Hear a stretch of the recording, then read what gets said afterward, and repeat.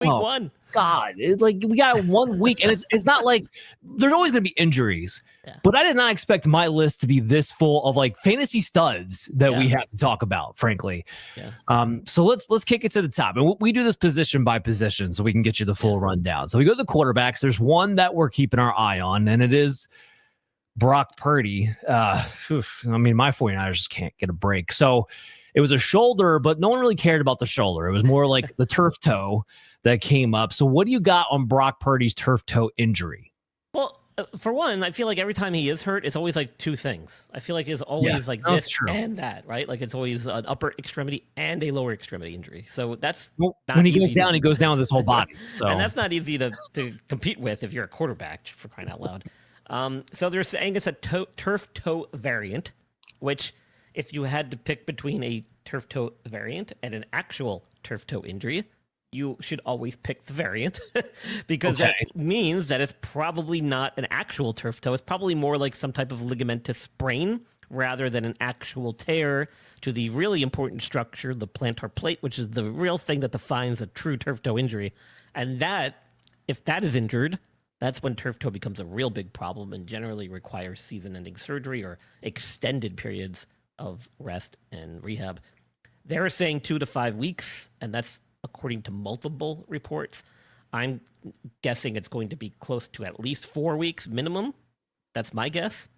He's already not practiced, I think, yesterday.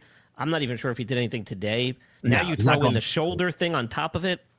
I mean, it's not looking good. They're saying week to week.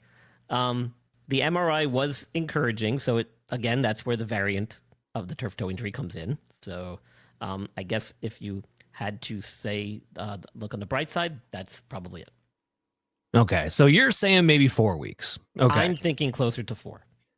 Now, Purdy's a tough guy. And you're a medical professional, but it wouldn't shock me if he found a way to get on the field in, let's say, 2 or 3. Yeah, I mean, and that's not out of the realm of possible. It really depends on the severity, but I mean, if it's enough to keep him out of practice already today, we're already at Thursday, there goes week 2. Now you're looking at, and the shoulder on top of it. You can maybe throw in a week or a couple days here and there too. Again, it depends on the severity. We don't know exactly how severe it is. They said it was better than expected, but anytime you hear turf toe variant, you're still talking about some type of turf toe injury, just not the one we dread. Well, that's the good news. The reason I bring up that timeline of more like 3 is because when I look at the 49ers schedule, you got the Saints this week. You can win that with Mac Jones. Fine. Arizona, 50-50, still not looking like a great team. Wasn't very impressed with their game when they played against the Saints. They get Jacksonville the week after that. That has a Mac Jones revenge game written all over it. The week after that's the Rams, week 5.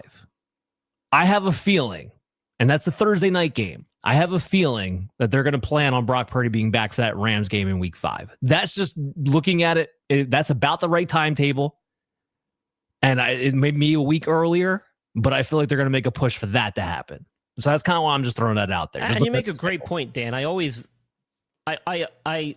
encourage you to factor that into my analysis and in how you use my information to make your decision about what to do with your rosters, because that is definitely something that gets looked at, not necessarily maybe from the medical side as much as the coaching and organizational side, but it is something that is considered when you're looking at their rest and how they kind of push them through their recovery and the aggressiveness with what they do that. So that is definitely something worth considering.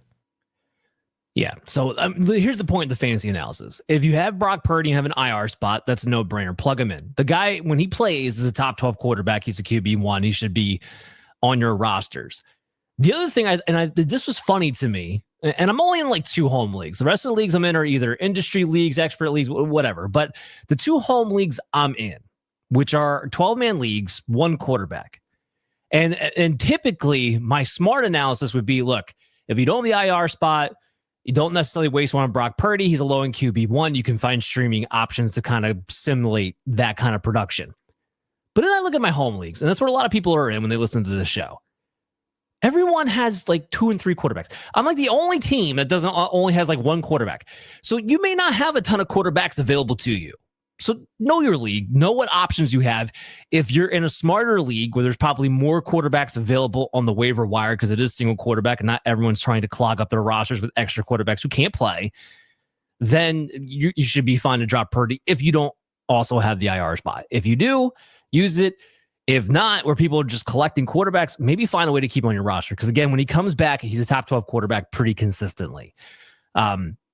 As far as the Mac Jones of it all, look, I'm not looking to start Mac Jones for fantasy football purposes, but I do think Mac Jones, who should have been who the 49ers drafted back in 2021 instead of trading for Trey Lance, I do think he's a good fit for the system. In other words, if you're looking at Ricky Pearsall, you're looking at Christian McCaffrey, maybe we'll talk about Juwan later, but maybe if he plays, like I think Mac Jones can get the ball to these guys effectively enough that you can still play them with confidence. That's more my big takeaway for them.